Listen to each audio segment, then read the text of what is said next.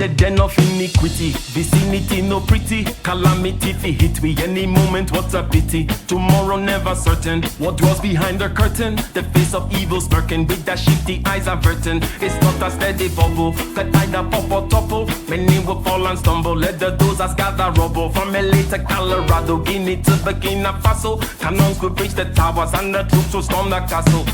I say, run, run, come, make we get it. Because the peace that is bestowed upon the meek is overrated. So run, run, come, make we get it. Calling all your daughters and your sons, we come forget it. I say, run, run, come, make we get it. Because the peace that is bestowed upon the meek is overrated. Lord, run, run, come, make we get it. Calling all your daughters and your sons, we come forget it. With the rubble steady rising, and hearts are compromising. Convictions here are stifling, making evil appetizing. The fists are steady forming, and countenance is falling. Defenses are withdrawing, possibilities are falling. In these your circumstances, evil will make advances. Pick up your sword and lances, and be sure to take your stances. Victory is never promised, the battle is upon us. Gather the brave and honest, and the righteous in your corners. I gotta credit you because Ike was the one when we had and I don't think Ike minds me sharing this. We had a conversation before I even started the crypto course, and Ike was like, "Well, you know, it'd be nice for you to maybe record behind the scenes how that comes into place, right?" And I was like, yeah. And I'm not gonna lie, I was doing it, and then I got really, really agitated with the editing because I had to do a lot of it. And then it kind of fell by the wayside. But then recently I've picked it up again, kind of just to show the journey in real time. And then, you know, of course, the Patreon always gets the good stuff first. Because cheap niggas don't, you know what I'm saying? Facts. Anyway, let the viewers know who you are. They should know you by now, but just in case, I mean, you're like, you know, the Gandalf of the Manosphere, I guess. The Gandalf coming at you live and direct. Lot of mercy. Well, it is. My name is Ike Ogiamian. I have a channel that talks about being better and doing better. That's the main focus. There's a main focus on doing, and everything is presented in a very simple, measurable, actionable, intuitive way. No BS, right? And what are my interests? Everything from philosophy to engineering and so on and so forth. Music is a big part of my life as well. But on my channel, on Prometheus, two channels I have. One is Prometheus Engineering, and the other one is just by my name. You can find in there information that is given, as I said, simple, measurable, actionable, intuitive, about being better and doing better. That's it. Okay, and you know, it's always good to have Ike on, that he's willing to come from Mount Olympus to us common folk. So we appreciate that.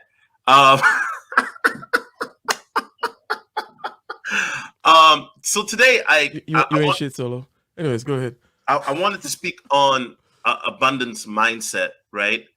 To some people, the term always seems a bit vague or abstract. But before we even get into the meat and potatoes of this, because this is a heavy topic that I know you can go into multiple different facets or tangents on.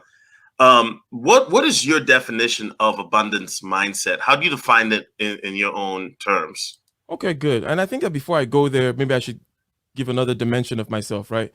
So I'm an engineer by training, and I do engineering and technical sales, right? So I think that kind of background is important to understand my point of view, the place that I'm coming from, when one starts to talk about things such as the growth mindset or all these other kinds of things. Because the immediate question is, well, what gives you the authority, and what are you talking about, and where are you coming from? Get the idea. So now, having said that, okay, it is kind of my way to basically say, well, what is the opposite of the growth mindset, right? That'll be the fixed mindset. Sometimes a good way of kind of defining things is by looking at the opposition. So what is the fixed mindset? The fixed mindset is a mindset that looks at the world as immovable, generally speaking, right? Like there's nothing you can do about it solo. You might as well just take it. The story has already been written. You are a black man in Minnesota, and these are the stats, right? You need to just follow the average stats and try to stay above average. Don't become a statistic, if you will, that kind of a thing. The world is fixed. There's not action to be taken. There's not moves to be made, deals to be made. The other mindset, right, the growth mindset, has to do, therefore, shout out to you, good one. I've poured mine in my little chalice. Us common folk are just happy to get one of these. You know what I'm saying? So the idea is, okay, for the growth mindset, you're really looking at the world as a forum for action. Okay, so you're looking at the world as a video game where you can jump over things, you can shoot little fireballs. There's maybe it's Mario, right? There's that star. Sometimes you could get into star. Maybe star is like good luck. You get that good week where you're firing at all cylinders and you're going, and you're able to knock over all these obstacles fairly quickly. We know that this happens in life, at least in certain regards, in certain aspects of our life. The growth mindset is to look at all of life as that way, as a forum for action, a place where you can actually move the obstacles around. You can jump over them, you can dodge them, you can swim under them, you can negotiate with them, you can deal with them, you can bribe them, you can do something, in other words. It's not a world that is fixed. Hence, there is a focus on action. So the growth mindset really comes down to the world is a place where I can act and move things around. That's really what it comes down to. Okay, Ike. And you know, Ike, you asked a very interesting question before we started this stream. You asked me, well, what prompted me to do this, right? And I've seen an increased rise in the manosphere in general, and also certain other men's spaces, I guess, regarding this whole nihilistic mindset that everything is at a fixed point, so to speak, that nothing can be done, and that life is meaningless if you are not born into good genetics, or you're not rich, or you don't, you're not living a rock star lifestyle. And when I look at this, I guess you can also kind of see this on social media, right? Where everybody's only showing their best self. But what they're not going to see is me yelling at Jazz yesterday to get her drunk ass off the floor. So speaking about that, when Ike, let's get into that. And for those who don't know what the word nihilist means, what is the definition of? I know what it means, but I want you to break it down, Ike, because you can expound on it far more intelligently than I could. But what is that? Wait, relevant? Yeah, go ahead. What is your definition of a nihilist? And I think you can kind of see where I'm going now with the topic. But what is your definition of a nihilist? And well, let's start there, because I don't want to give you multiple questions. So there is that there is that definition, but I see where you were going there with the fixed mindset, which again looks at the world as it's more of a deterministic world, right? The world may be deterministic all the way down. That is not really the point.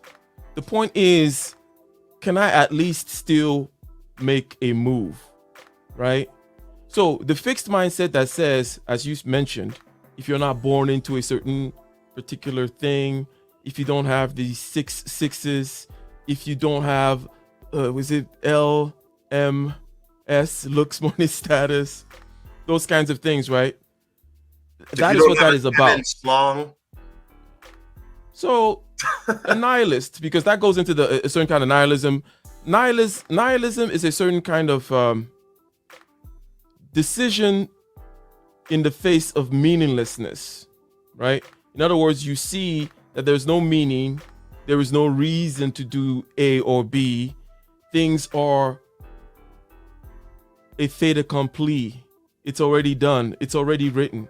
So that fixed mindset is much akin to nihilism of a certain sense. Now, there are many ways to be a nihilist, right? You can be like, everything is meaningless, so I'm going to rock out with my cock out, right? Or everything is meaninless, so I'm going to go sit in the corner and not do anything. Everything is meaningless, so I'm going to take over a country. You get what I'm saying, right? It does not necessarily prescribe a set of actions that you're going to take. It just says everything is meaningless, right?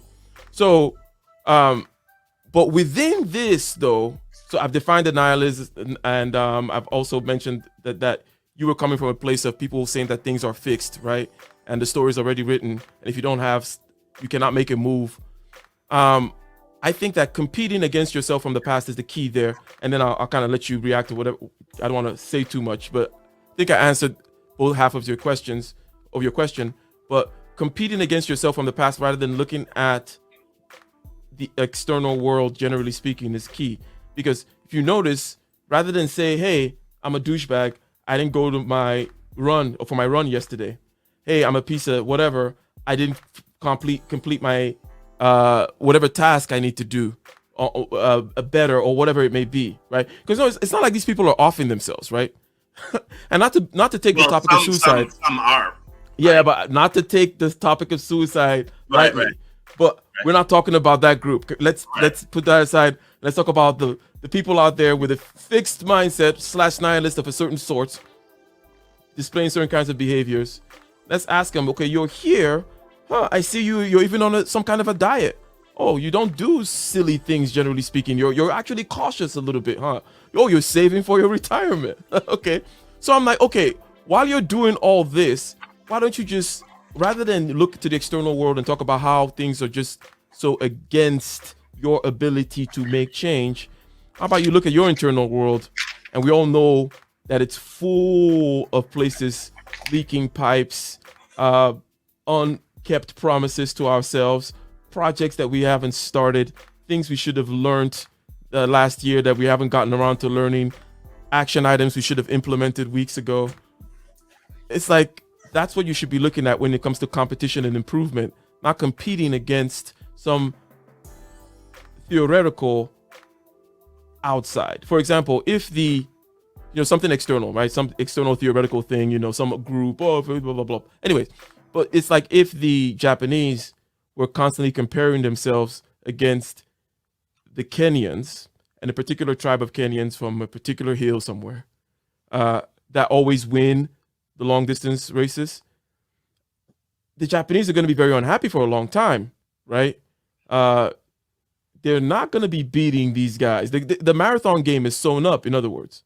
So should the Japanese now be like, oh, it doesn't matter. I don't have the marathon game is sewn up. The 666 game is sewn up. Therefore, I'm not going to do anything anymore. That's kind of what's going on there, right? Mm-hmm. Mm-hmm. And it doesn't make sense. Like, Japan can do other things. You can make cars or make computers or something. Stop looking at the map. But I can win a marathon. It's like, well, the marathon lane is not your lane. One thing that I appreciate about you is going back to our first conversation, which was probably about a year ago at this time, right? Maybe a little, yeah, right. Yeah, I think this is our 1 year anniversary, right? One of the things about self-improvement, there's an old cliche that and just to keep it very simple, that states, if it was easy, everyone would do it, right? And the reason, when I look at this abundance mindset, you see a lot of, and I'm not taking shots at anybody, by the way, but you see a lot of dating coaches talk about it, right? And they put it in terms, obviously, because they're dating coaches, they put it in terms of women, where it's like, okay, well, even if you don't have any women,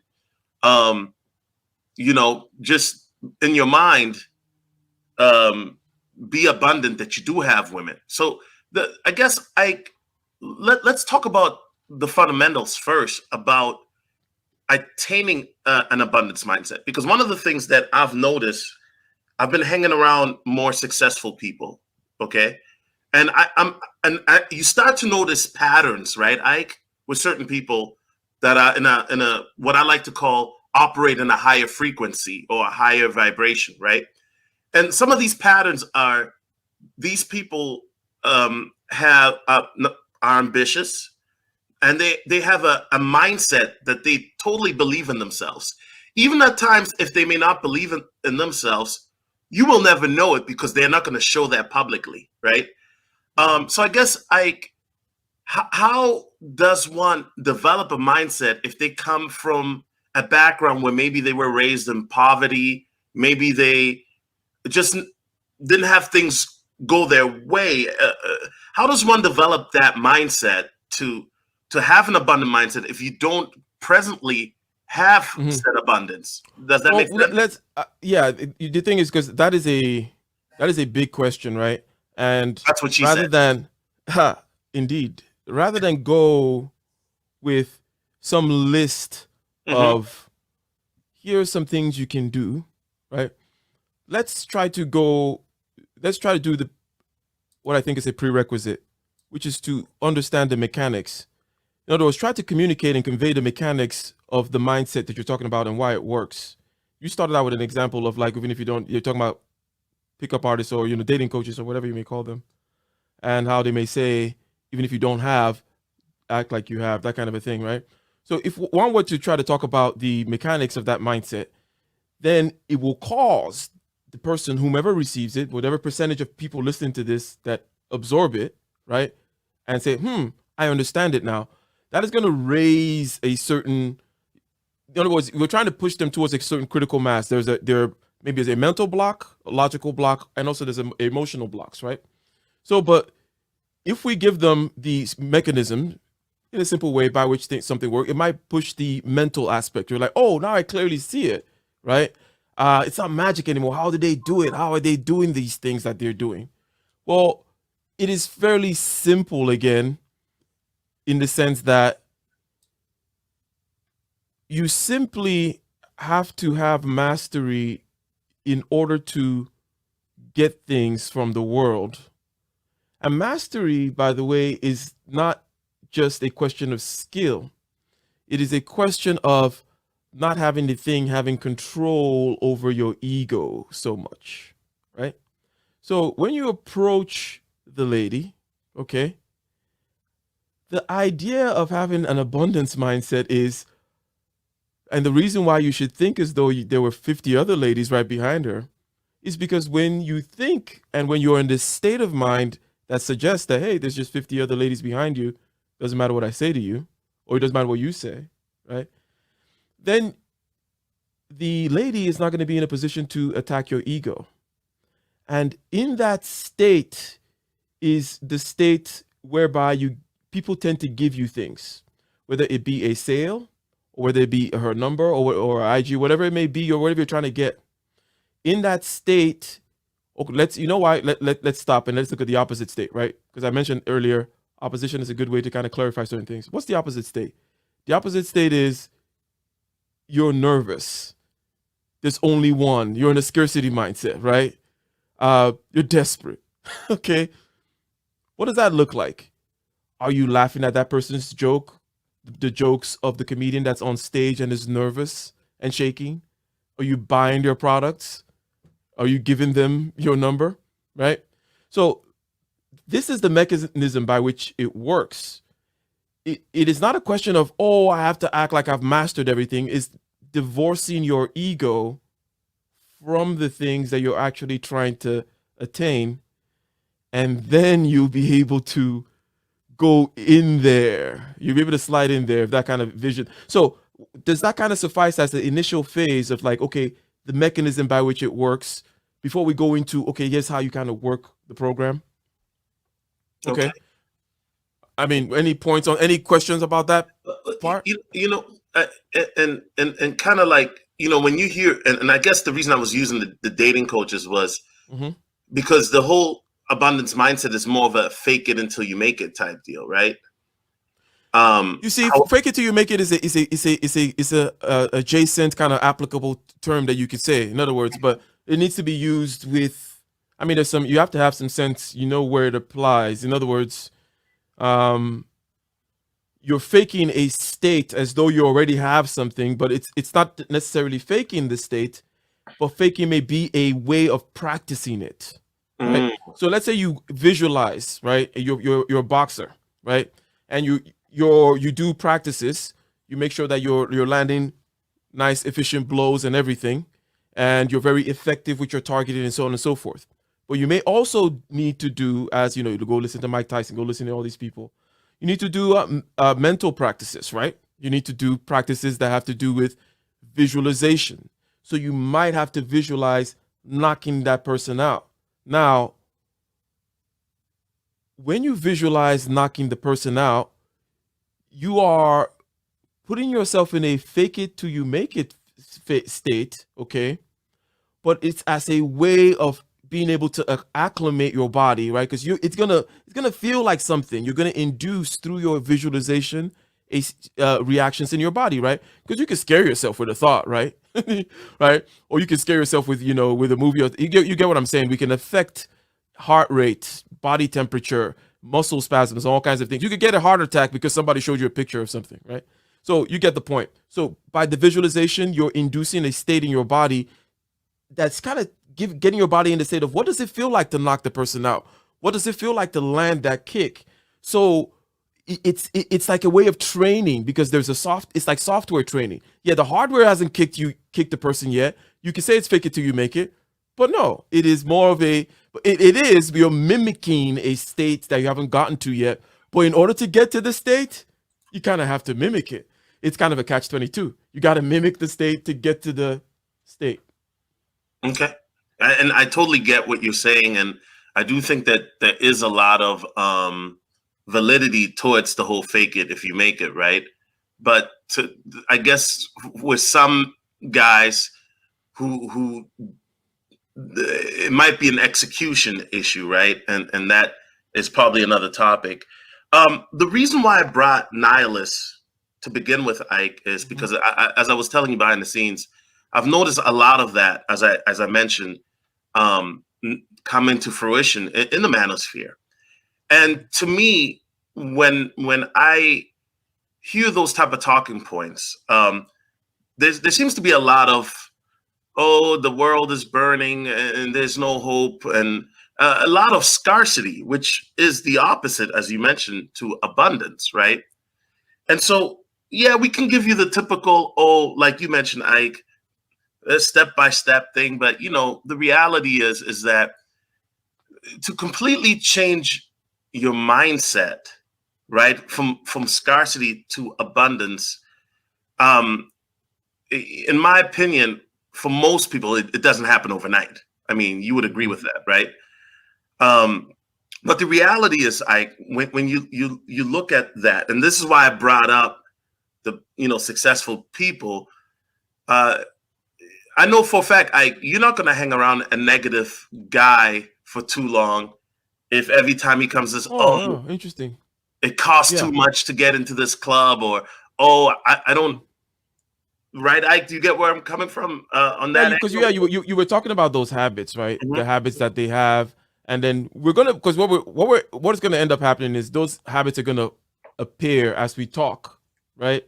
But we're not trying to give like, oh, you just have these habits, right? Go ahead and have these habits, and then you have an abundance mindset. Ding, ding, ding.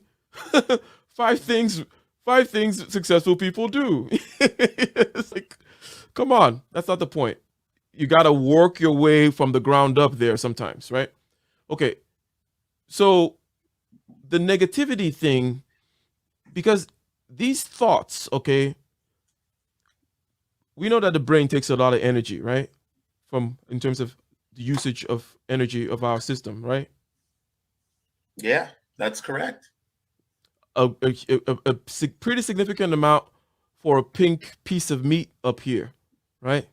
So, point is, these thoughts, okay, that you're having about why things are not possible are actually energetically costly.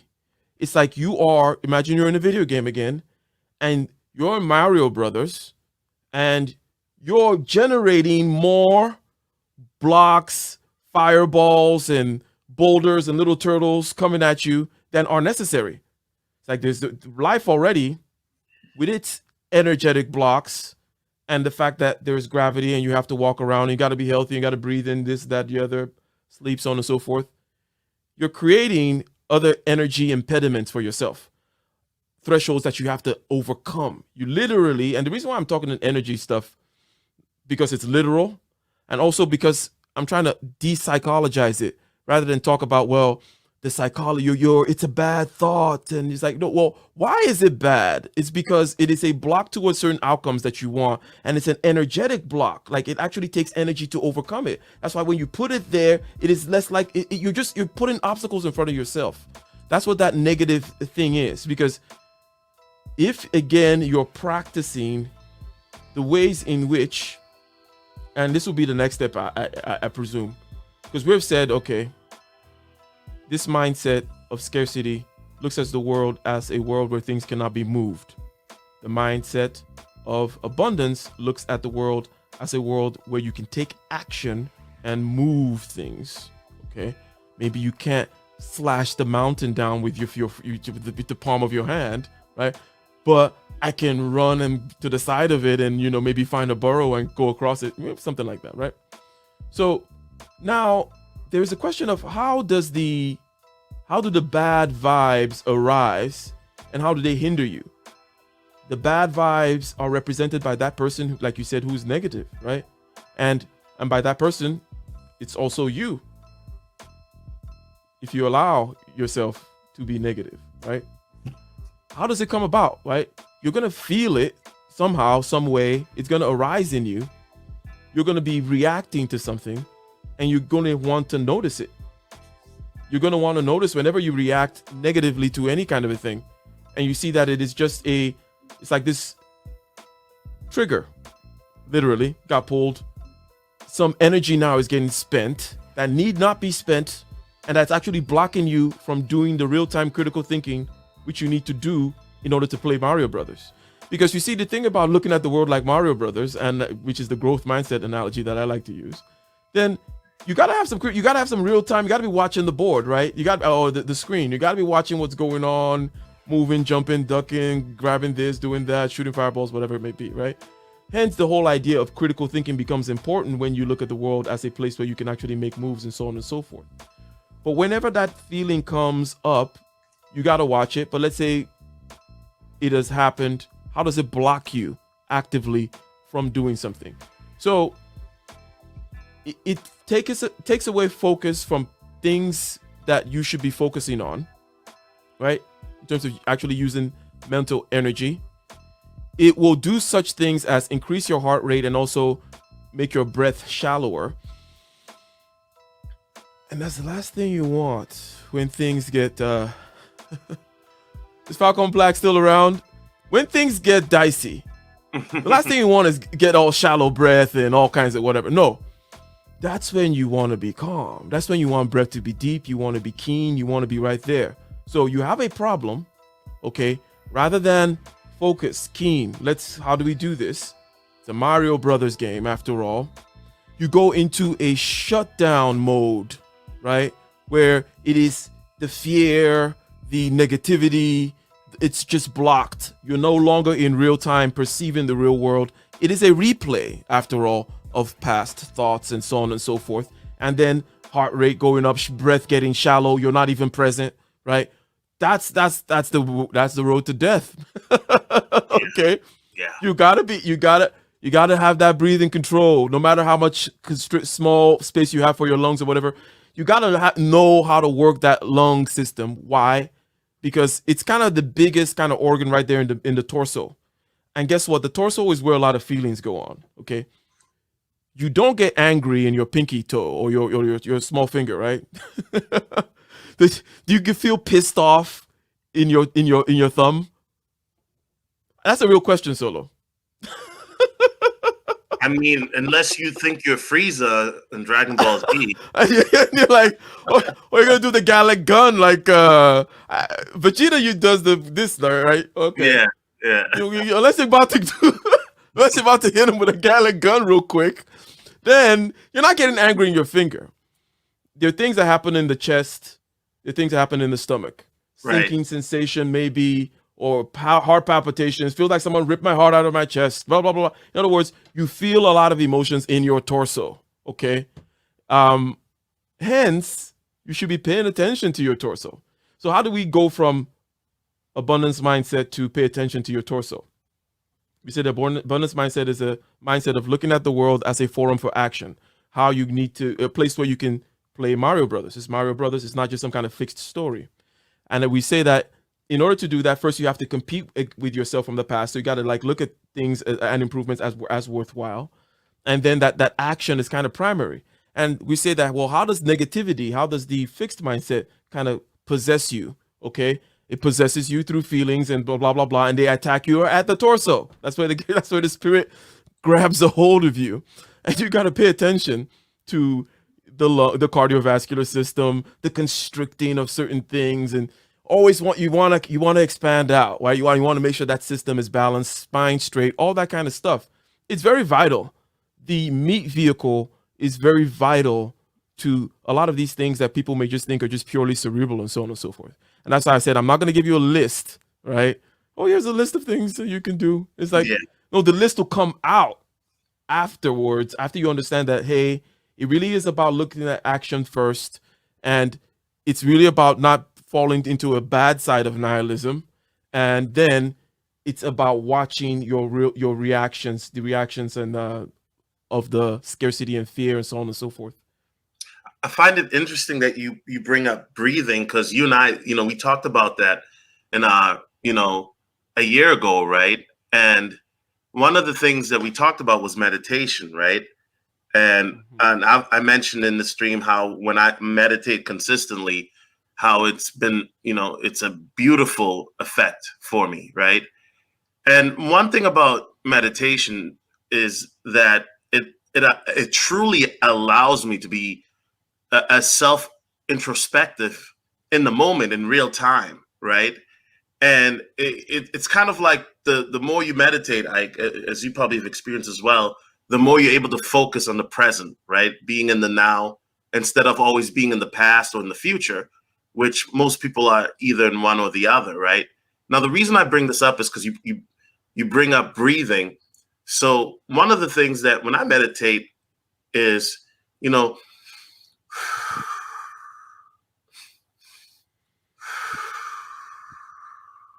taking deep breaths, right? And that allows me to be focused in the now. Another thing I've noticed, and I'm just bringing this up here to finish my point, is that when I'm working out, for example, when I'm doing my interval running, I've noticed that when I'm more focused on my breath and breathing, my workouts tend to be better. Where if I'm just listening to music, then my breathing is like, when you're just breathing. But when you control your breathing, it allows me then to be in a rhythm while I'm working out, while I'm running. So when I'm hitting each stride, I'm breathing accordingly. My body's synchronized to my surroundings, or where what I'm doing, and I'm focused. And there's certain things that athletes they sometimes they call it, when they get into like a very good rhythm, they call it getting into the zone, right? And I think that you can experience that as well when you're doing certain things, when you're truly focused and you're enjoying it. Like when I work out, there are times where I'm just in the zone and then it just happens automatically, where then I don't have to focus on my breathing anymore because it's doing it automatically. You know what I mean? And I say that because when you look at a lot of things from people who are dealing with scarcity, and I used to do this too, is it's always comes from a victim mindset, right? And a mindset that, oh, it's the world that is the problem. It's not me. I don't have to do anything. But here's the thing.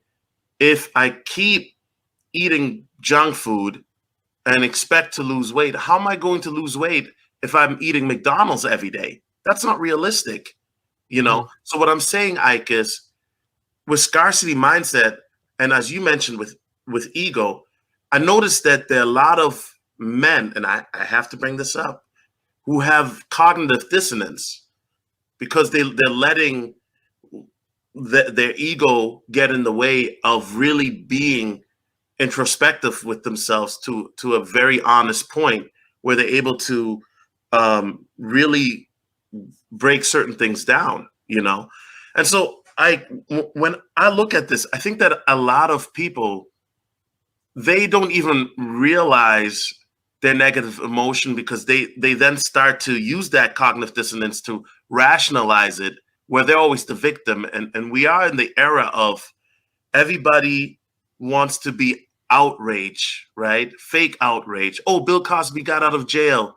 Fake outrage. When most of the people who are on Twitter doing that, they don't even give a hoot about Bill Cosby, Ike, but they want to be outraged because now they're singing, now they have attention. I take it from there. I think you get where I'm going with this. If you want to add on, or if you want to correct anything that I'm saying. It is, there are many things there that you mentioned, right? There is the whole kind of, But one of the big things is the ego that you mentioned, which I had alluded to earlier by saying that the ego, if you were to take things out of it, then detach, if you will, from that which you want, again, that'll lead you to. So what are some practical, let me see if there's some practical things that I could say here, because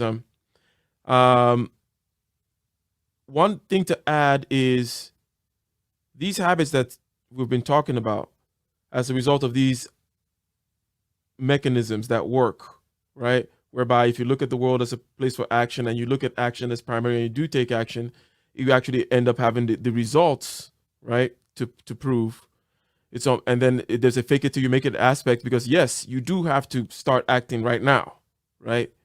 In other words, you have to start acting right now. You have to start looking at the world as Mario Brothers right now, even if you don't even believe you're Mario, right? Yeah.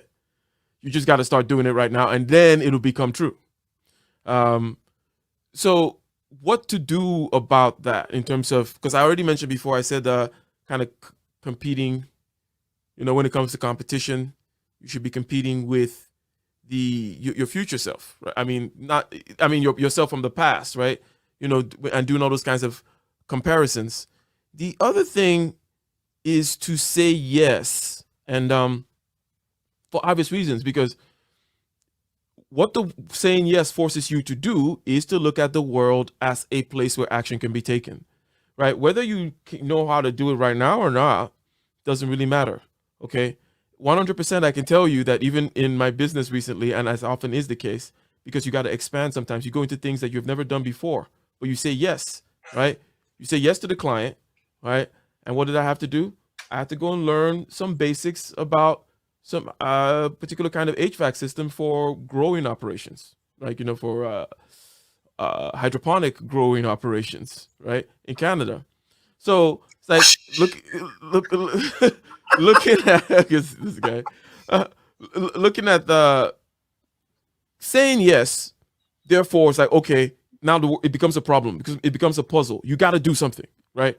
So you say yes to a customer, you say yes to your aunt, you say yes to somebody. It gives you a responsibility. Now you catch that responsibility. What are you going to do with it? You have to look at the world as a growth mindset, as a place where you can run, jump, duck, learn, pass it on to somebody else, to pay somebody to do it for you, right? And then give whatever it may be, right? Getting in the habit of saying yes. Oh, it's like the things that happen in the level of Mario Brothers. Those are the things that happen, right? You saying yes, and then it comes at you, and you're like, how am I going to solve it, right? Because with that, there's going to be years of compounding. And this is the part that I think that escapes all of us as human beings, because we don't necessarily think about exponential growth very well. It's not in our nature, right? But the compounding is what really gets you there. So, because some people are like, oh, well, I tried thinking positively for like 4 months, and I wasn't rich, that kind of stuff. So basically, is the attitude of having the world appear to you. Oh, wait. Go ahead. Not to cut you off, Ike. Or I approached 5 pogs and I didn't get my pog yet. I'm sorry, Ike. I had to throw that in there real quick. yeah. You did that and it didn't work, and so now to hell with it. In certain instances where it's just some simple critical thinking, where you just have to look at the numbers, for example, and probably you need to approach 120. But who gives a damn, anyways, about your pog problems? Keep your pog problems to yourself. Solo and the pog crew. However, the idea of always saying yes. We're done, guys. No, I'm joking. We're done. Yeah, just say yes. Yes is the thing that then makes it happen. Yes is the thing that makes you look at the problem and solution all of a sudden. Yes is the thing that says, okay, there's a way for me to study this. There's a way for me to get maximum information from the client. There's a way for me to call my resources and bring these people in to learn the HVAC system. And I'm learning from the client as he's learning from me. There's a way to kind of manage the whole perception of such that the client does not see that this is my first time doing a job like this and all that kind of stuff. And I managed all of that through, and it worked out. So the idea is, if I didn't say yes to that kind of a thing, I will not get the opportunity to play that level, right? I'll not get the opportunity to either live or die at that level of Mario Brothers, right? So it's like, you gotta say yes. It is a major aspect of the growth mindset. It's a major aspect of looking at the world as a place where you do have some agency and action can be taken, and so on and so forth. Okay, I'm sorry. I'm gonna have to simplify this conversation a little bit. Um, I always, this might be a silly question, but I'm going somewhere with this. Okay. Um, do you watch? Have you ever watched Naruto, Ike? Yeah, it was never like my favorite because there was no because, right? It just I never kind of got into it. I was busy being a emo Inuyasha watcher and Samurai X, Rurouni Kenshin, that kind of stuff. You may not know any of those, but Yeah, you're I'm like, not that old, Ike. oh, damn. Okay, good. Right there I'm in messing the with you. torso. But I only just see a couple of episodes of it and stuff like that. But what about Naruto and his ending growth in ninja powers? Well, I guess because it's not a secret. I'm a Naruto viewer, right? Yes, it's Um, not a secret. and I would say that when you look at Naruto, right, he was considered the bastard child of the village, and he was ostracized because of that, right? But Naruto had this insane belief in himself that he would one day become Hokage, to the point that the whole village laughed at him. But in Naruto, when you see, and this is one of the reasons I like Naruto, it goes through his growth, and you see him go from a middle school age boy to a teenager to a man, right? And you see every time when he faces an obstacle, how he has that insane belief in himself. Even if when he's getting his ass kicked, he still will get back up. Now, here's the thing, like, Yeah. somebody might say, well, how is that abundance mindset, right? And I look at it as, this is a guy who nobody really had any high expectations of him, right? And he has exceeded all expectations. I guess what I'm asking is, how much of abundance mindset is a genuine, authentic self belief in yourself, or is that me conflating the two?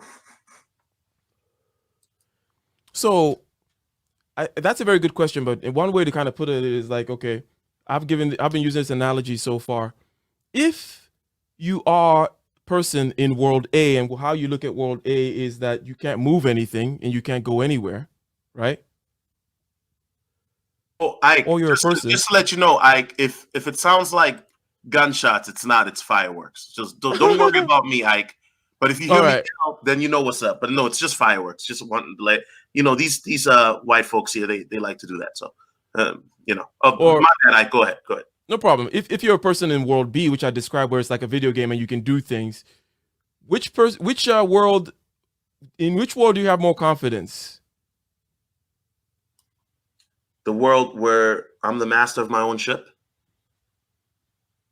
Well, then it is by definition the same thing. In other words, right? Like, so it's not a question of needing to review that through a different perspective. We are just calling it a certain kind of self-confidence, said another way. But the reason why I'm not going to come and just say, oh, it's a certain kind of self-confidence, because it's akin to that whole list again.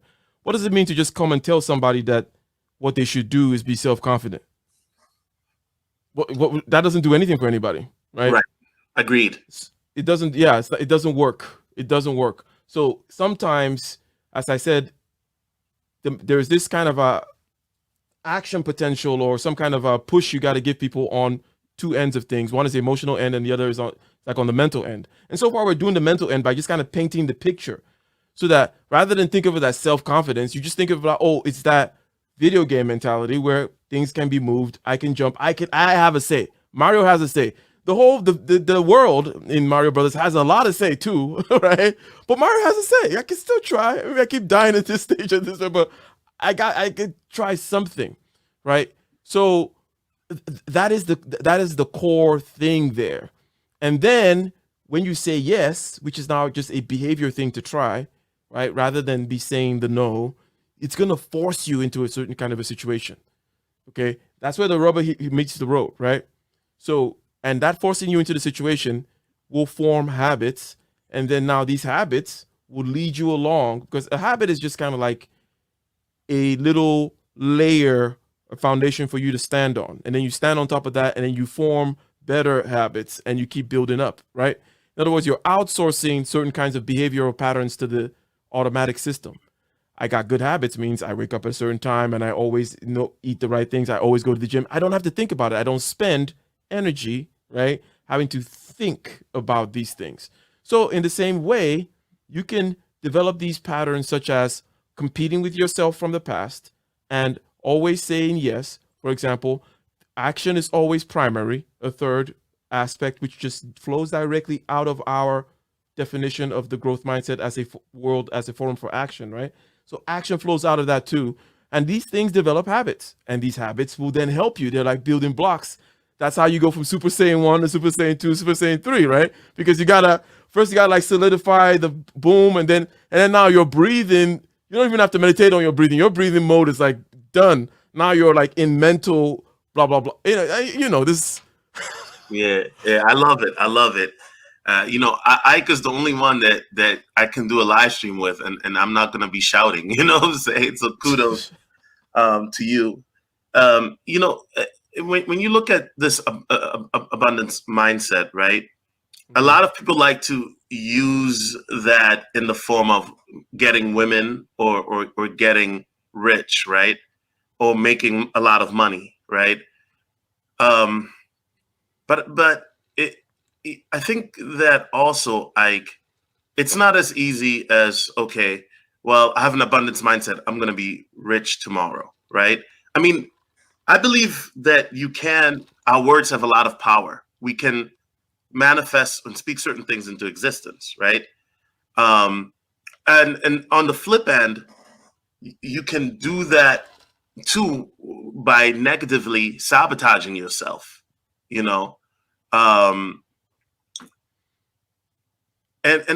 when I look at what's going on in this space, especially since the 19 happened in this world, let's be honest, Ike, there's a lot more negativity. And I know right now I'm rambling because I'm trying to gather my thoughts as I'm speaking with you. But I realize that a lot of particularly younger men have given into this scarcity nihilistic mindset, right? And to me, I understand that we're living in bad times. However, it's kind of like, what is it that I'm trying to say? The reality is, like, when you look at somebody who has this abundance mindset, right, which I think that you have, which I think Nate has, and other people that I know, it's a mindset of that is not just abundant in terms of energy or money and things like that, but it's in a way being in tune with your higher self. You know what I mean? That you have access to certain things that you know why? Or I think you've done some broad strokes around the area of the canvas there that I think I get what you're painting. Your thoughts, as you called it. So, but the fact that this abundance mindset is in line with what one may consider things such as higher self, or even things that are in the realm of spiritual values, I think it's well encapsulated in the story of Cain and Abel, right? Because Cain was the nihilist. Cain was the one like, oh, it never works out for me, and things are not worth it, and blah, blah, blah, blah, blah, right? I can't do anything about this, and I'm jealous of the blah, blah, blah, blah. So, because I think perhaps the jealousy and the bitterness also tends to be part and parcel, depending on. Anyways, Cain was a particular kind of nihilist, right? As you mentioned before, you can have different behaviors that result, but the mindset is the same. That says that being in itself is insufficient. It is unjust. Being is not good. I am angry at being. I'm angry at the fact that I am, and I'm angry at the world the way it is, and I'm not taking responsibility. Okay, I'm not taking responsibility for my part in the action, right? And we can kind of see that that is a story that resonates with all of us. Okay, and if you go through different cultures, there is a similar notion of this kind of rejection of life being evil, right? So to reject life, to be nihilistic of a certain sort, because, and I'm trying to say that of a certain sort just because, there is a technical nihilism, which doesn't necessarily mean, it's just kind of like it's like a philosophical point, right? But that aside, Cain was evil because he did not have the abundance mindset. Would you push back against that? Uh, yeah, and on top of that, he, was lazy.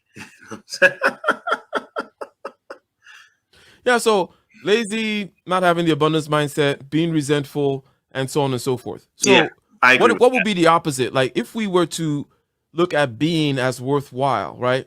In other words, it seems to be the case that we don't have to. Anyways, let's not get overly, because I think you painted again a general kind of like a, was it, why is it seems to be aligned with values that even rise up to a higher level than you may expect them to be. You may have expected it to just be pragmatic. That, oh, have a growth mindset and you too can have a BMW, something like that, right? Well, you're saying it's a little bit more than that, right? And we're saying that because it really does go to your affirmation or rejection of being itself. Because if you were to affirm being, that it is good that I am, it is good that I exist right here and right now, and I am thankful, I am grateful, right, for God, my creator, my existence, whatever it may be, right? Then you are going to look at the world as a place. It's almost like by definition, that is a view of the world that is more positive. Positive meaning action oriented, beyond, rather than negative, which is just, it's fixed. In other words, an appreciation of being in and of itself, a non-rejection of being, I would say, leads directly to looking at the world as a forum for action and as a place where you have agency, a place where you have a soul and there's a story to be told and so on and so forth, right? And it matters, right? So I think that is why it is tied to values that are higher than simply pragmatic ones. No. It's very interesting, because usually when I have guests on, I seldom write in my notebook, but with you, I take a lot of notes. So that's good. Maybe you can be the ghostwriter of my book.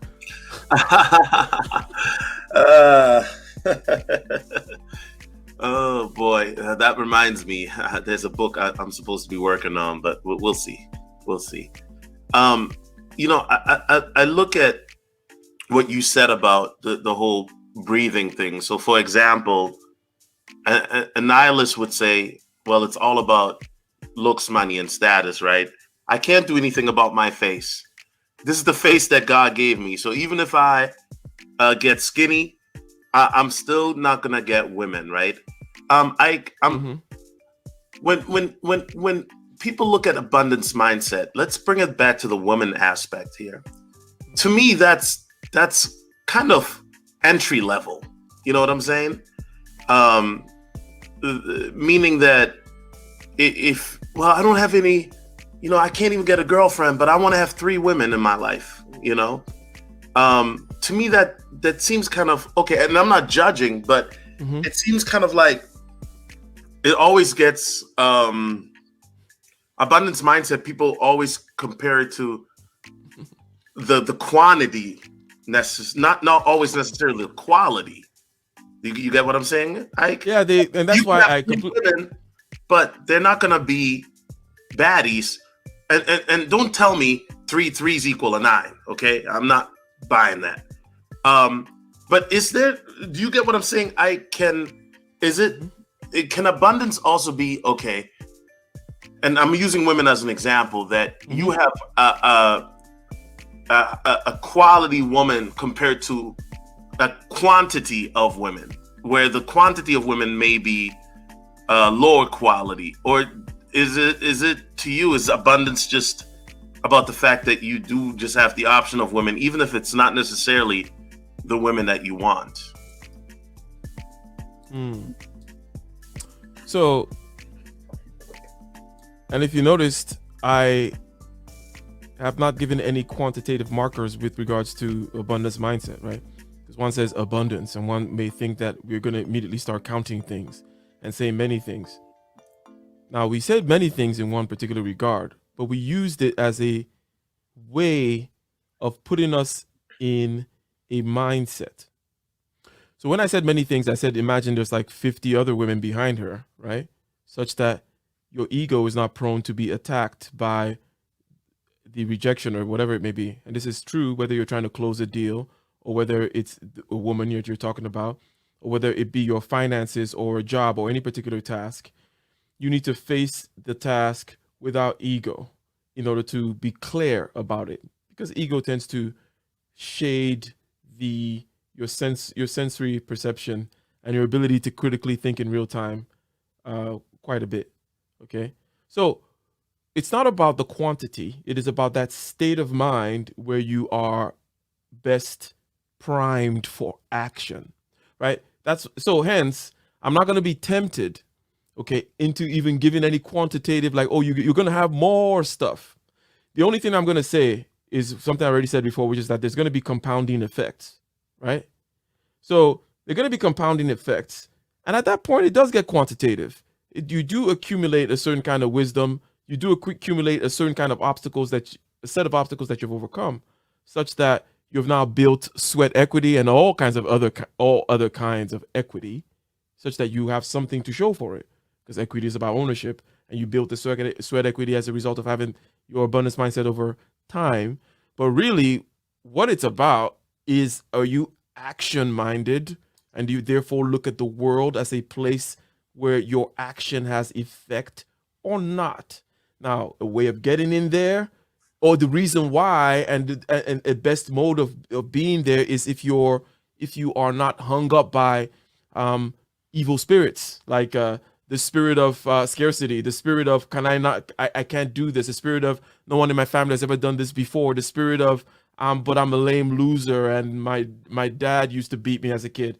Those things that come up and try to hold you in the torso, as we said before, right? Being able to move those aside are akin and similar or the same thing as to having that ego clarity that I'm talking about, right? Because the ego comes up through the feelings in the body, the image in the head, and the talk in the head, and it does its thing. And you're trying to clear that up, because in clearing that up, that's how Mario can see what the real world is doing, and so he can hop and skip and move.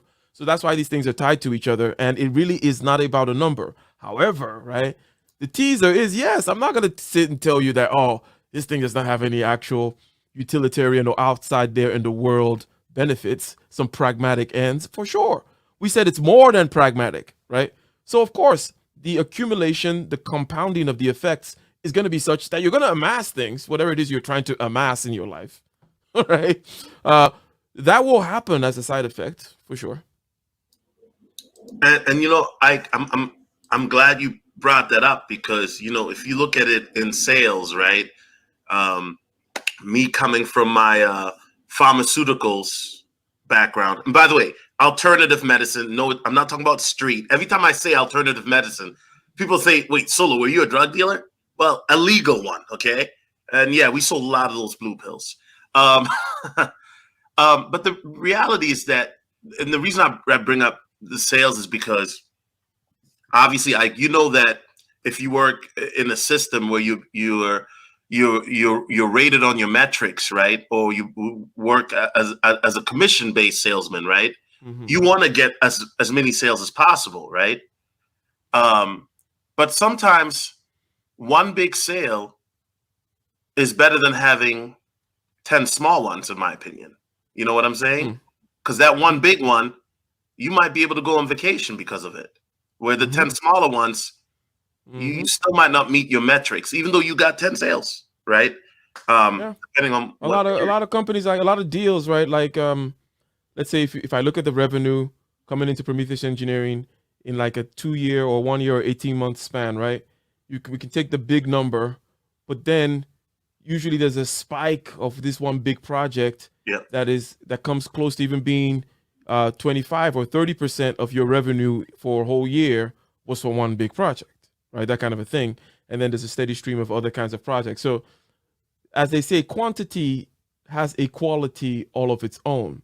So let's not make it seem like quantity does not also represent a certain kind of prowess.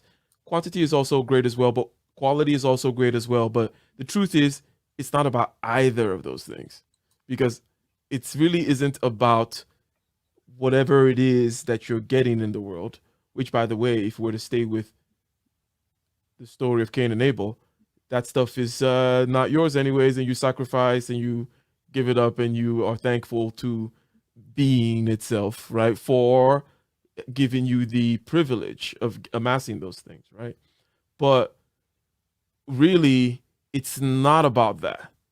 It truly is, and I think that's where you wanted to kind of go to, like, the fundamentals, right, of like of what it is.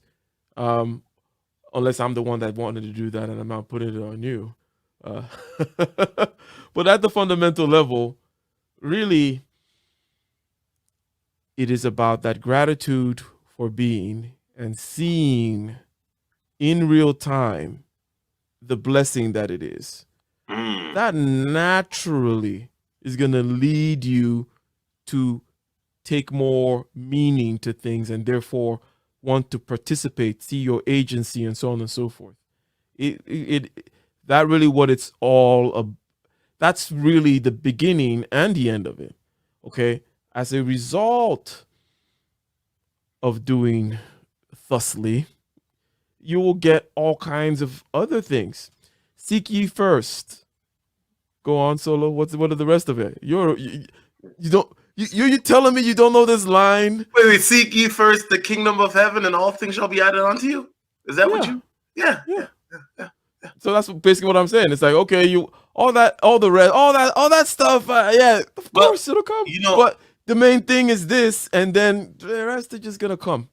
Yeah, it's funny because I made a stream last week or a week and a half or two ago, and I mentioned in the stream that every day when I wake up and I go on my morning intermittent run, or just everyday period, that I try to mention 3 things that I'm thankful for, no matter how small or mundane they may seem. You know what I mean?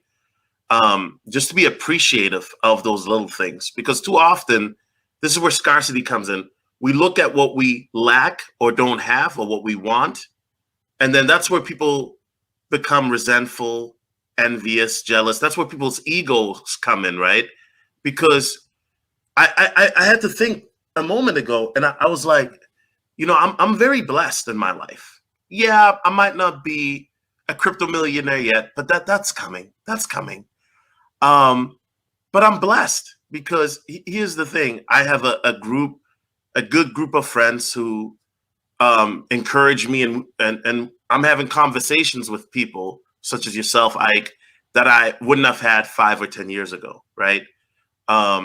Me and Nate were at this hotel spot yesterday. And by the way, Ike, real quickly, I just got to say this.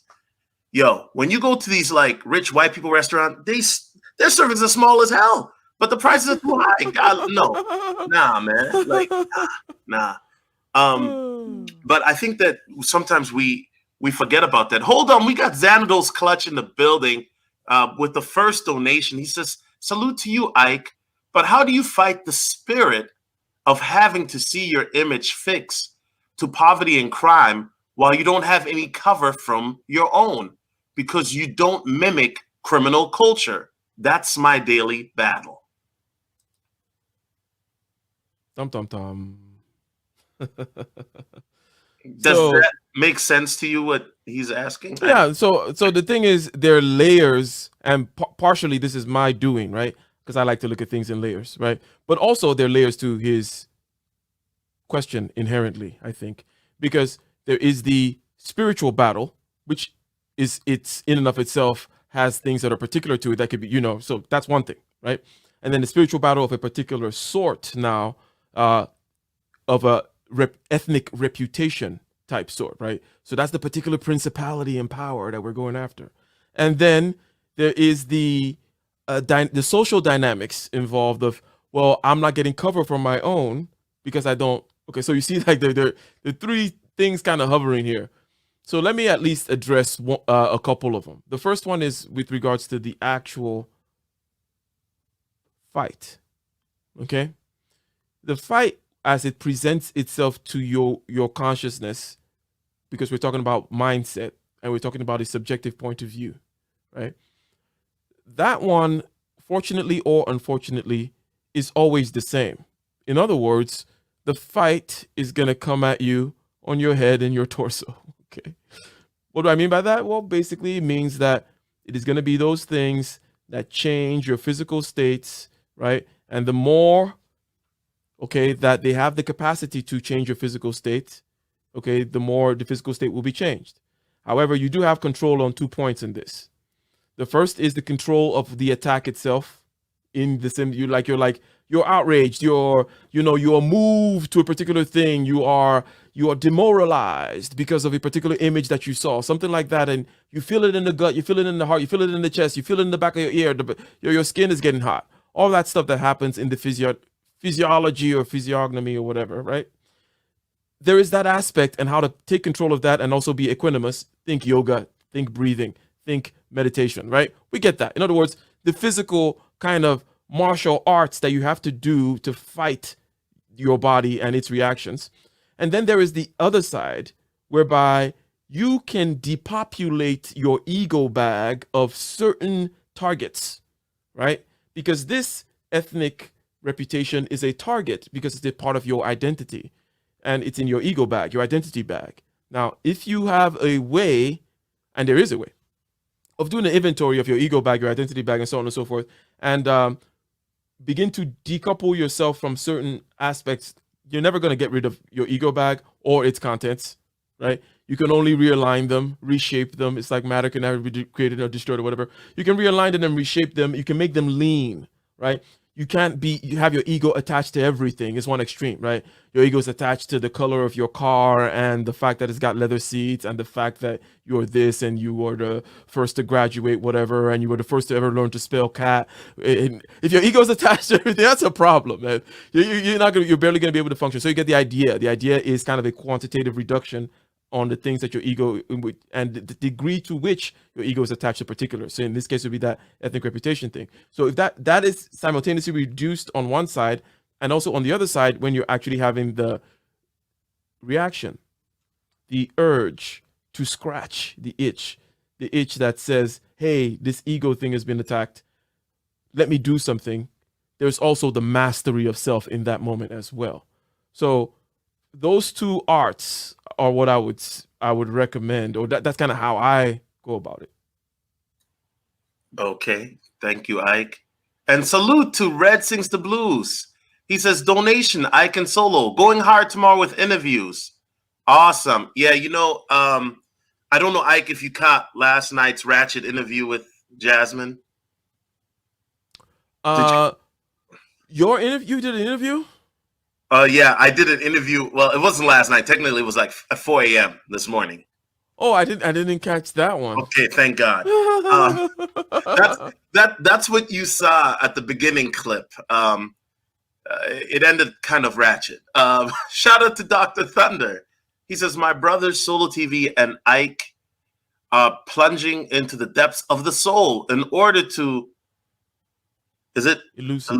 elucidate issues primary to existence. Do the work, gents. Whew, that's deep. That's deep. I like one of the things, and this is probably my last question I have for you, because this conversation is a lot for a guy with medium IQ to absorb. So I got to go back and take notes and go through this. You talked about the ego a lot, and I think that we all fall victim to it, right? I know I have. You see it on YouTube all the time when I go on one of my ego binges, right? However, I guess when you look at the ego, right, and whatnot, sometimes the ego, a lot of people associate the ego as being negative, but if you're able to manage your ego properly, I've noticed that it can actually help you and propel you to abundance or certain goals that you want to reach, right? Can you talk about that? I'm sorry, go ahead. Yeah. No, can you talk about that? Because I don't want to keep rambling. So yeah. Yeah, people are talking 85 IQ. So no, my IQ is at 89. 87.9. So in this whole thing that we've been saying, we've been talking about the ego as having its weak points, the ego as something to be watched out for, and so on and so forth. But at the same time, we talked about Mario, right? But what we did not tell you, ladies and gentlemen, do you know the thing that we did not tell you? Here is the secret. Mario is also your ego. The person going around looking at the world as a opportunity to move, sidestep, deal, jump, shoot fireballs, and take good luck in the form of that star. That is also your ego. That is right. So I also mentioned that you'll never get rid of the ego, the identity bag, right? It comes with the territory. Okay. It comes with the territory that as a human being, you're going to have an identity. Okay. That's particular to you from the inside. You're going to get it from the family that you're born into. There's a role that's going to be cast for you, a story that already started before you were born. There's going to be a result of your ethnicity, socioeconomic status, biometric data such as height, hair color, all that stuff, neck size. All that stuff is going to affect a story that you have about yourself. I am Solo, and Solo does this. Solo is this kind of man, and Solo does not take that ish. Okay, that even rhymed. So you're not gonna get rid of that bag that carries Solo or something. But it can be made very efficient, very skinny, and emptied out of superfluous, useless, needless encumbrances. Carrying a heavy ego bag around slows you down, and it can also be attacked. Okay, so the idea here is to have a healthy ego, Mario, looking at the world as a forum for action, always saying yes and staying accountable, understanding that he's responsible for his life, regardless of who may be to blame, for whom was the programmer that, created this particular level in the game, right? It doesn't matter any of that, but still you're able to, it's almost like the ego gets what it wants best. Surprise, when it's disciplined like anything else. Your muscles get what they want best, which is they want to move, they want to rock and roll, they want to party, right? That's what your muscles want to do. They get that best when they are stressed, when they are challenged, right? Same thing with your bones, same thing with your immune system, same thing with everything. So your ego needs to be disciplined as well in order for it to get what it wants. Because a healthy ego, a healthy Mario that does not have all these encumbrances and is self-aware and critical thinking, he is actually going to be more successful, which is what the ego wants after all, than one that is inflated and unhealthy. It's any particular tool needs to be sharpened, it needs to be practiced, it needs to be honed, and all these different aspects of ourselves, skills, psychology, biology, and everything needs to be stressed. There is no other, that is the rule, right? Ain't that right, Solo? You got to stress yourself. Otherwise you die.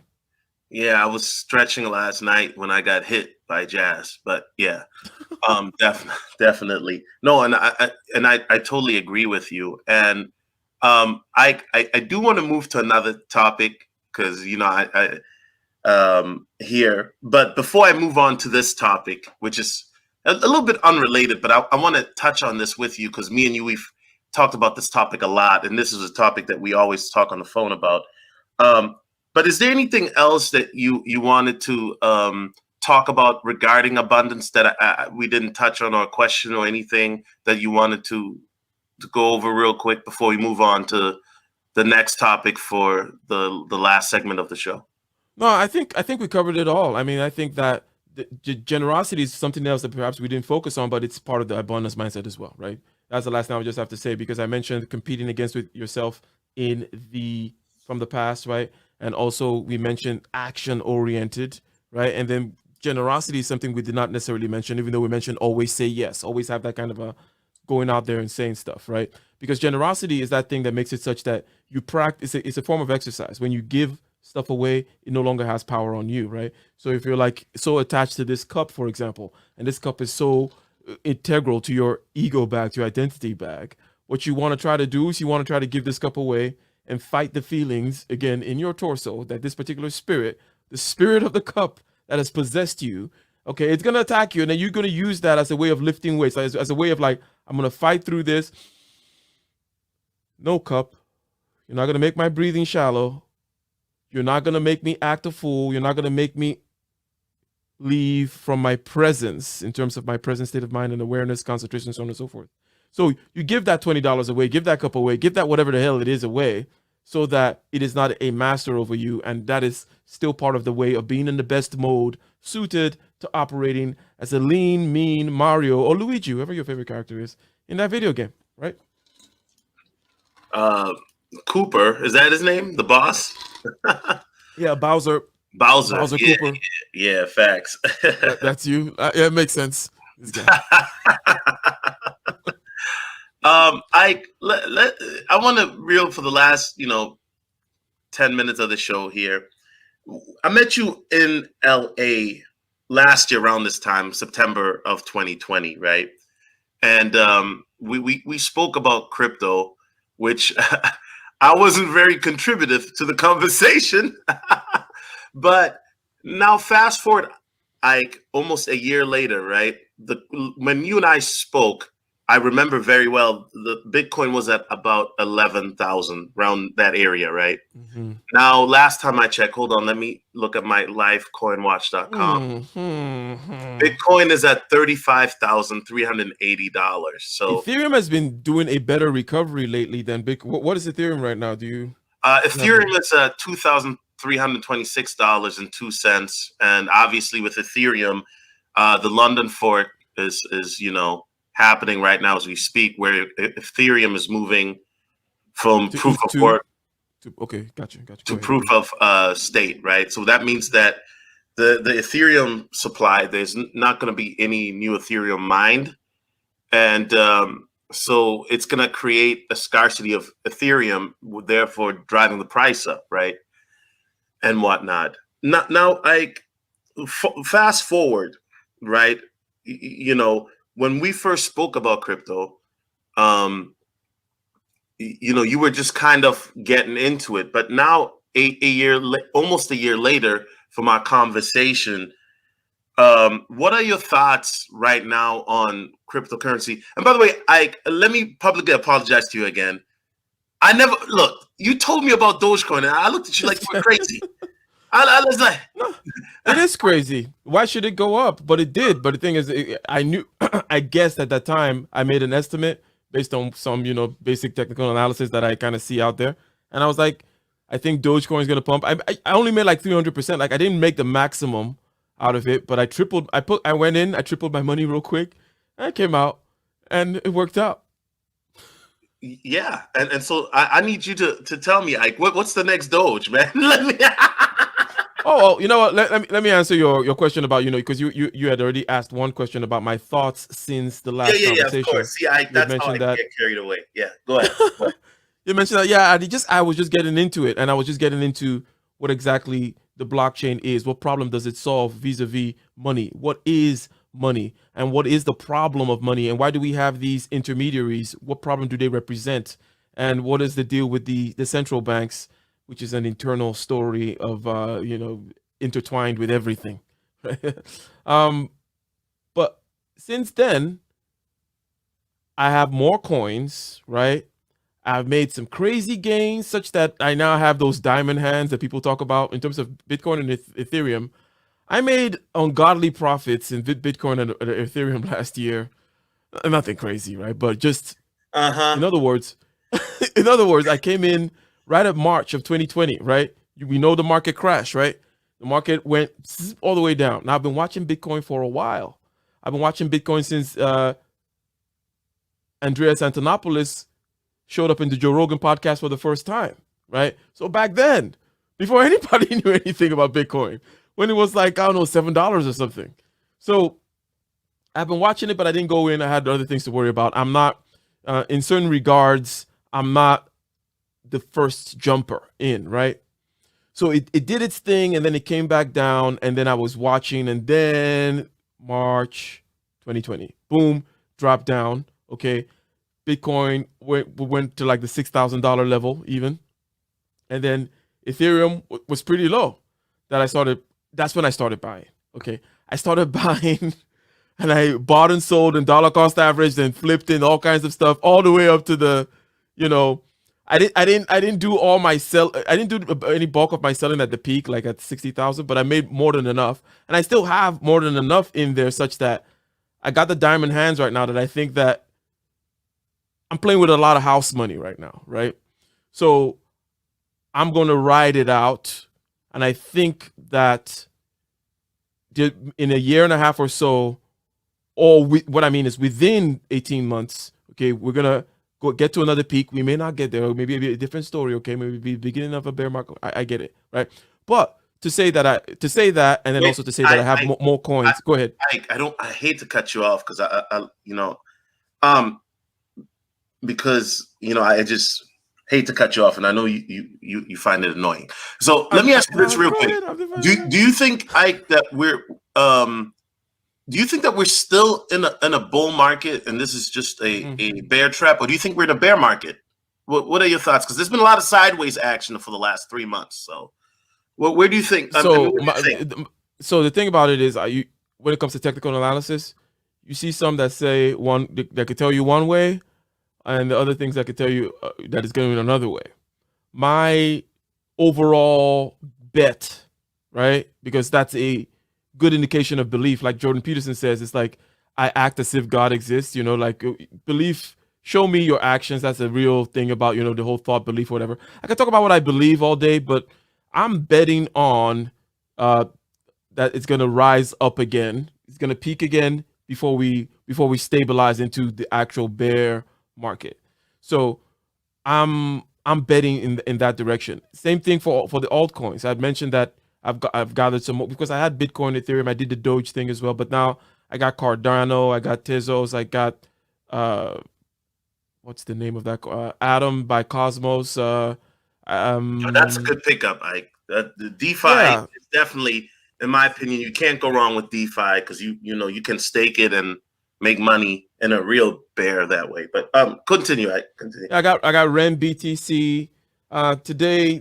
You got Ren too? Yeah, I got Ren. Okay, I got Ren too. It was recommended to me by a crypto millionaire, but I'll be honest with you, Ike, it hasn't done shit for me. Excuse my language. Yeah, but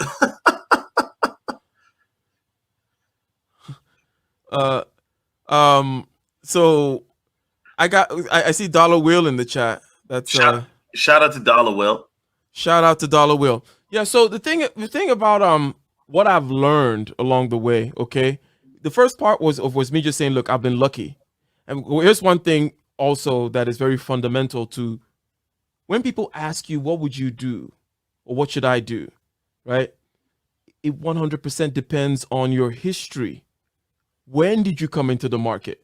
If your average cost for Bitcoin right now is like under $10,000, you know what I mean? Where you bought a bunch of Bitcoin, it was cheap, and that's kind of where you've been, then what you do is quite different from somebody who bought at 20K or somebody who bought at 40K, right? So what to do, what trades you're making, and so on and so forth, regardless of what the outcomes that your technical analysis are pointing to, is highly dependent on your past history. I mean, would you not agree to that, Solo? That is a key thing that I think that people tend not to just say in terms of going around asking people, well, what should I do? It's like, well, what is your situation? Because for me, with all this house money, I can afford to bet on this long bet of another peak coming up, right? Maybe we might go down to 24 before we get to the peak. I don't know, right? But that's the bet.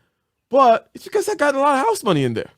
Yeah. Really, at the end of the day, that's kind of what that is a big part of why I'm able to make that bet, even though there's some technical analysis that may bear it out and some hopium attached and all that other good stuff. But what you do heavily depends on your history in the market. Oh yeah, and I totally agree with that. And you know, I don't, you know, technical analysis is great, right? Because you need, especially if you're a day trader, you need to know what you're doing so you don't get wrecked, right? I do, however, and this is from my research the last several months, as well as paying attention to a lot of the fundamentals and social media and sentiments and just paying attention to the market. Mm-hmm. This market has been heavily manipulated. If it wasn't for all this manipulation, I could, in my opinion, we would be at a $3 trillion market cap right now. You know what I mean? Bitcoin would easily be at 80 or 90,000 right now, maybe even at 100. There's no doubt in my mind, right? However, you mentioned one of my favorite words earlier, diamond hands, right? What happened, Ike, and you saw this, what happened when Doge pumped up to 71 cents, right? Well, guess what? Elon Muskie, and I don't rock with that guy, okay? Elon Muskie went on SNL and said that, you know, crypto is basically a scam. That's what he said. Mm-hmm. And then all of a sudden you saw people selling left and right. Mm-hmm. What I think the manipulation was, Ike, is to shake out the weaker hands so that way.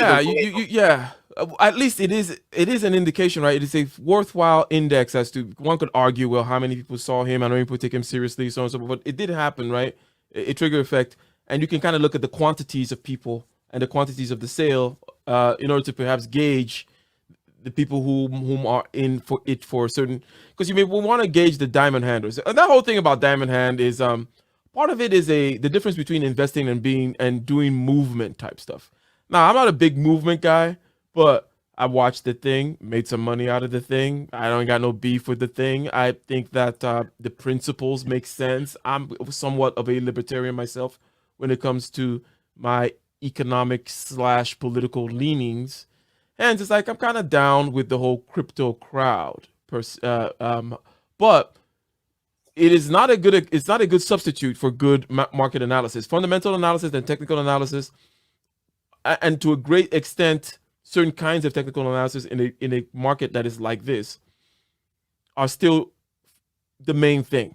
The movement stuff of like, oh, I got diamond hands and, you know, I got laser eyes and, oh, we're going to take over the world. Well, yeah. And that stuff will get you wrecked if you don't think smart still. Yeah, no, definitely. I agree with you on that. And that's one of the reasons why, you know, I always, number one, say this is not financial advice, do your research. But also the beautiful part now about cryptocurrency is that we have enough data now to look at the technical analysis. You know what I mean? We know the 4-year cycles. We know all that. I personally, I believe we're still in a bull run. And I've been told to keep my mouth shut.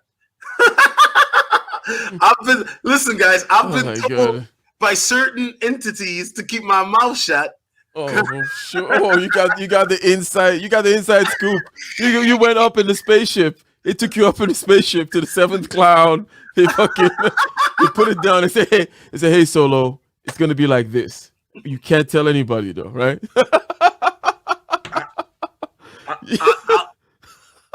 Okay. I'll All tell right. you like behind the scenes because but yeah, I'll just leave it at that. I don't want to get in trouble. Shout out to Damon Wade with the $5 super chat. He says, "Salute to you, Solo, for dropping lit content like always." Thank you, Appreciate you with the donation, and I appreciate more importantly I coming through. Light Nation Universe says, "Go for other lower coins." I'm doing that now. Ninjas, please stop worrying about Bitcoins. If you're late, you're late. Go after lower coins. Shout out to you, Light Nation Universe. Yeah, and I speak Yeah. on that as well Yeah, on that my makes sense. Yeah. Go ahead. Go ahead. Trendsetter cryptocurrency course.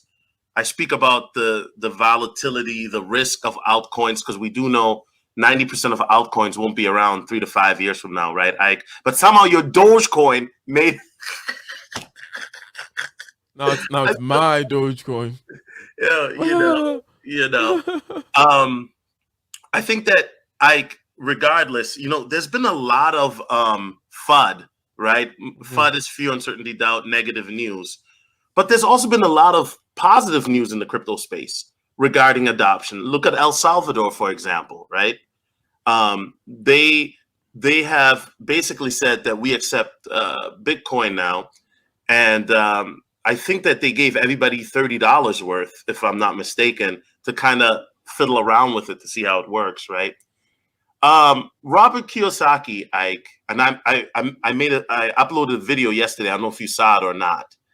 But Robert Kiyosaki mentioned in a recent interview that the biggest market crash will happen in the stock market. And, his logic to me is very sound because you look at it for the last year and a half, this economy has been kind of stagnant, but we've been printing trillions regarding stimulus money, right?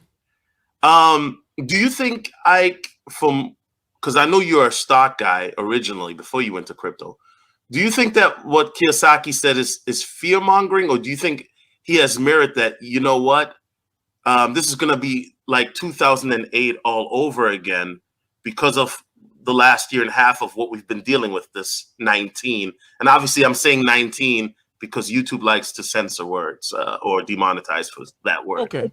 So there are two things that you mentioned there. You talked about El Salvador, for example. You talked about some things that may be on the news category. Yes, I did. Because there's fundamentals, there's technicals, and then there's that news thing about like how events and China's going to do this affects the. Some people like to think that that's part of the fundamental. I think I want to separate that kind of news analysis, adoption analysis, even as separate from fundamentals, because I want fundamentals to kind of be clean in terms of utility and certain kinds of things like that. So yes, we do see that there is a possible road for crypto to be adopted by more and more entities, institutions, nations, and so on and so forth. And the way it all still turns out, or the press or the final price, that's a slightly separate issue. Okay. But there is a bull story out there for not just to say blockchain, just to say it, but the actual applications of blockchain in form of cryptocurrencies and the DeFi and in the network that's already there right now, right? That it is going to end up it is going to end up revolutionizing many things, right? Doesn't necessarily mean that it's like when the internet came. Wait, right? Ike, they have a coin now called Podcoin. I just wanted to throw that up there real quick. Okay. Excellent. Yeah, I'm interested. So the thing about it is that there's a big kind of whole adoption and bullish story there about the blockchain. That is, I'm kind of down with that. We don't necessarily know, however, what the final shakeout will be, because it's kind of when the internet came, Amazon lasted, right? But pets.com didn't last. You get the idea, right? On the question, right, the secondary question that you asked, which Robert Kiyosaki, right? The big market crash. Yeah. Yes. Mm-hmm. He's always going to be right about something like that, right? Because when it comes to market crashes, the size, it's always bigger than the last one, because the idea is you pop something and then you overinflate such that each time you do this printing in order to make things change, You're talking you about the reduce. bubble, Ike. Is that right? I'm talking about a bubble, yes. Okay. A bubble, generally speaking, broad strokes wise, the feeding in of liquidity from the federal banks. It's not very direct like that per se, but they do the quantitative easing thing and there's liquidity inside, the bubble increases. The more you do that, the less you reduce the effects that it has the next time. What I mean is, if you do a $1 billion, what's the name? What's it like? A stimulus package, right? If you do a $1 billion stimulus package, the next time you have to do a stimulus package is going to need to be like $3 billion. And the next time you do a stimulus package is going to need to be like 10 billion. That's the way it works, right? So him saying that it's going to be the biggest crash is just true whenever the crash happens. So the two things here. Number one, there's the booms and the busts of the market cycle, business cycle, capitalism 101. Or maybe not even the capitalism thing, maybe it's just economies generally speaking, right? So that cycle is going to happen. And when in this whole world of Fed liquidity, blah, blah, blah, stimulus and, kind of infusing, do this quantitative easing, the next time you do it, it's got to be bigger, right? So the next bubble is always the bigger bubble. So he's saying two things where he can't be wrong. So he's doing his keel. He's being a marketer, putting himself out there, saying certain things. Doom and gloom draws ears, and so on and so forth. And he's not wrong that the next one is going to be the biggest one, because the next one is always the biggest one, right? So far, because they tend to get bigger, right? So, wait, can I clarify? I'm sorry, for context. He mentioned that it would happen very soon. Obviously, we know markets crash or corrections happen, then they go back up. We know that. But he's saying that this will happen this year, just to give more context.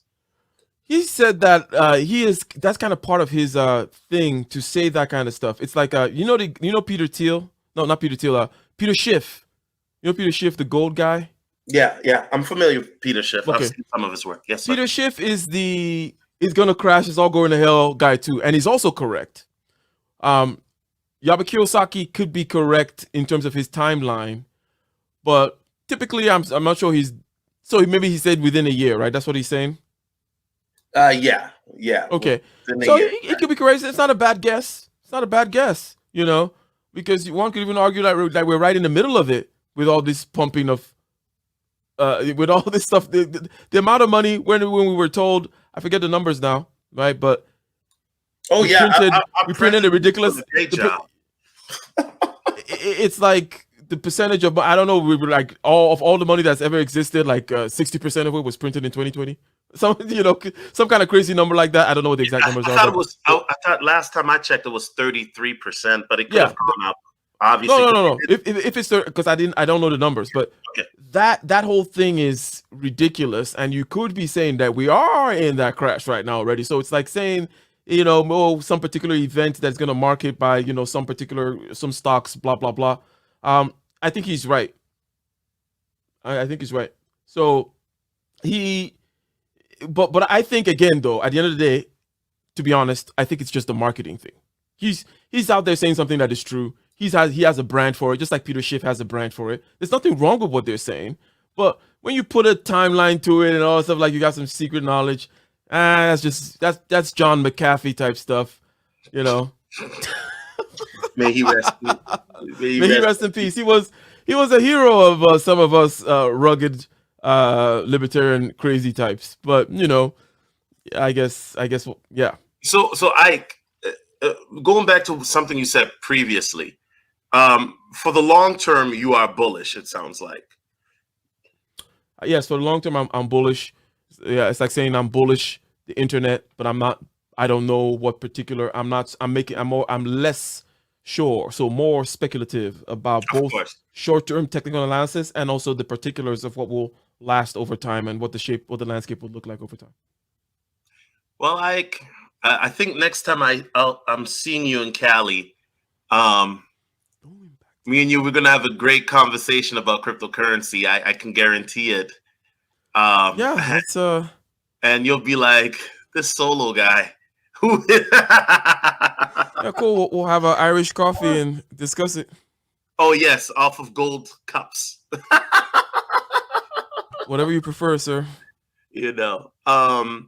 Okay, well, I really appreciate you coming back to Solo TV 84. You know that you have time for a peasant such as myself. So I really do appreciate that because you're a popular guy now. See, I remember Ike in 2020, man. You were making the tsunami. Like you were always in the chat. Maybe I need to beef with find a new light skinned girl to beef with. You know, to get the super chats again. Yeah, you gotta. You're not giving me what I want, Solo. I want light skin beef. That's light skin beef. Okay, I got you. I'm working on it. I got you. Mm-hmm. It's just funny because when you came last year, you were just dropping like hundreds, right? And then one time you like, yeah, nigga. And I'm like, yo, hold on. This guy is white. Like, what? Yo, Ike, you gotta chill. I didn't use that word. Don't mix it up now with the Andrew Shute show. Okay. Shout out to Dollar Will. He says, I'm proud to hear my brothers opening up to technical analysis. Yeah, you know, and that is something that is probably the weakest. That's not a secret area of my crypto game. You know, because I listen, man. I love the stock to flow chart, man. That's my. I love it, but that is something that. Yes, sir. The Plan B stock to flow. Have you heard of it? Oh no, I know. I do know it. I do. So it's very much argued over, and some people think it's utter trash. Some people think it's. You get the point. Some people think maybe. Well, it hasn't been wrong thus far. You know, so shout out to dangerous. Well, and here's the thing. I mean, technical analysis. Like I said, I have guys in my camp that, thank God, they're way more knowledgeable when it comes to that, right? Once again, they're in the Trendsetter Telegram group, which Ike is part of, but he's not very active. But I get it. You know, and so for me, here's the thing. At the end of the day, even if it's a bear market, which I don't think it is, but if it is, my motto is not financial advice, but buy at the dip. Right? How many times have you heard me say that on this channel? But here's the thing, and I'm gonna keep my mouth shut before I keep talking more because no, I think you're right. Look, I did a dollar cost averaging for. So there's this obviously, right? When it comes to money, not financial advice, but you need to have these different drawers, right? Different buckets of money. There's a kind of a sacred account where you don't touch it. It just goes away. It goes into your whatever. It's right there, right next to your life insurance policy, which you should also have. Everybody listening to this, okay, go get a life insurance policy. It's a good thing, generally speaking, so that at least when you leave, you can leave out of here with some dignity and not burden anybody with your bullshit, okay? So it's right there with your life insurance policy, and then you have some other buckets, and then this comes to like your living money, and then maybe you have some play money. But there's this bucket that I had, which was just kind of going into a particular savings account, some savings account, just for like extra money that you forget about, and it might be pleasantly surprised by later. But what I did is I started dollar cost problems. I started dollar cost averaging it into by getting some crypto coins. I mean, relatively stable, well, nothing crazy, you know, Cardano and Cosmos and stuff like that. And I'm doing better than if I just kept putting it into the credit union. You know what I mean? So it still is working overall on many different levels. So I trust crypto with a couple of layers of those money drawers. It's not where my retirement money is in, no, but could I make a trade, you know, of that magnitude if I believe in it at some point? Yeah, I will. I'll take risks because what happened in 2020 was great. I know right now I'm just talking all price and all profits, and I sound like a profiteer, and I'm not going to be good with the diamond hand, laser-eyed crypto gang. But really, yeah, I'm here to make money. Right. Yeah, I think we all are, right? I mean, yeah, look, I know some people are, I'm in it for the tech. Look, we in it for the tech too. We know Web 3.0 is coming, and we know blockchain is going to be an integral part of that, right? And yep. I think that one thing I love to see is now, even though it's still highly speculative, there are a lot of coins now that are showing usage cases, right? And so that's a great thing to see. Shout out to Lionel in the chat. I see you, bro. What's going on? But here's the thing. Like I always say, guys, do your own research. That's it. Do your own research. But I think when I see you next time in California, you and I, we're gonna have a very spirited conversation about crypto. And with that being said, guys, make sure to follow Ike on his channel. Great guy, phenomenal gentleman, very intelligent. Also has been a very long time supporter of mine, and I appreciate Ike for everything he does, and I appreciate him being at the space because he could be at some villa with his wife enjoying life, but he's here with you. Yes, you. So I appreciate Ike. Ike, where else can they find you besides your channel? Or anything, final words, sir? It's on you. Well, final words. First of all, thank you very much. It was a pleasant conversation. I think we covered all kinds of interesting topics, and the time flew by for me in a pleasant way, if you will. So yeah, I think me again. This interview, I did better than our first one because I didn't cut you off every 5 minutes, so that was a good thing. So Ike Ogiamin on Instagram, on Facebook, right? Also on YouTube, and also Prometheus Engineering. You can find me there as well. That's a channel where I give engineering advice. And the name of my company is also Prometheus Engineering. So, maybe you want to go to PrometheusEngineering.org, check that out, share it, for somebody who may need an engineering company. If you happen to be if you happen to be building a refinery or installing some heavy machinery in some nuclear power plant or something like that, hit me up. But you can find me again, Ike Ogiamin, IKEOGIAMIEN, on Instagram, Facebook, YouTube, Prometheus Engineering as well. And yeah, it's always a pleasure to be here, Solo TV 84. Keep drinking them Perriers and maintaining that smooth skin. Always. All right, guys. Well, thank you for joining us. Happy 4th of July. I hope everybody has a blessed holiday. Please stay safe. I will not be outside there I'll be inside. I'm not going to be out there while, there's going to be a blackout. So anyway, with that being said, God bless you people.